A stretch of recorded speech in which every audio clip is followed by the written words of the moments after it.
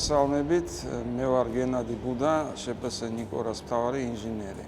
ჩვენ ახლა ვიმყოფებით ნიკორას ახალ აშენებულ ხორცკომბინატში. წარმოებაში დაიგო თანამედროვე ინდუსტრიული იატაკები, ზონების მიხედვით, სათითაო ზონისთვის იყო არჩეული შესაბამისი მასალა, რომელიც ექვემდებარება ყველა თანამედროვე სტანდარტს.